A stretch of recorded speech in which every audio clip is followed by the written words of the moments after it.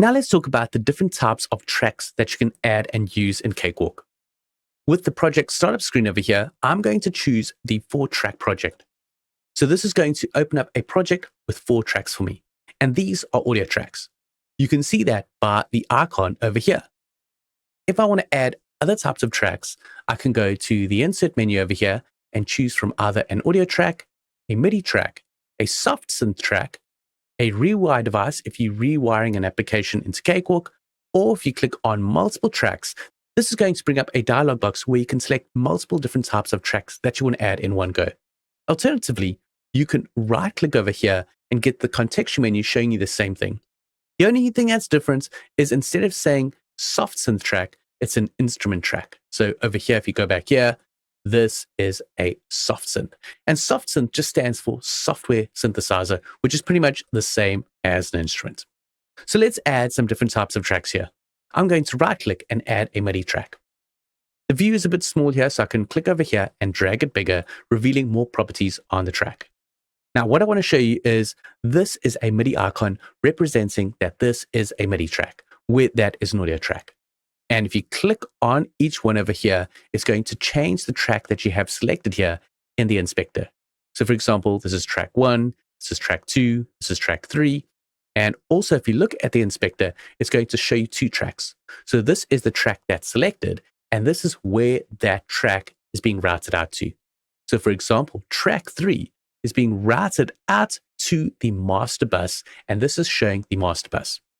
And a bus is this icon over here.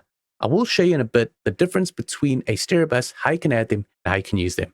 But first, let's just go over the other types of tracks. So I can also right-click and add an instrument track. When you do this, it brings up the Add Track dialog box with the instrument tab over here selected. And if you click on this drop-down menu over here, you can select what instrument you want to add to this instrument track. By default, it's going to load up the sample over here. So I'm just going to stick with that and click OK. I'm not going to get into these other settings over here because I will get into that in a later video. I'm just going to click Create. This creates my instrument track for me over here. And if I just scroll down, I can see this is an icon that represents it's an instrument track. Now, what is the difference between an instrument track and a MIDI track? Well, a MIDI track only contains MIDI note data. You still need to point it to an instrument track. Where an instrument track is basically the instrument and the MIDI contained within one track. And you can definitely notice this when you select on a different type of track. So if I click on here, this is an audio track showing you the properties pertaining to audio. If you click on MIDI, you've got some different properties here.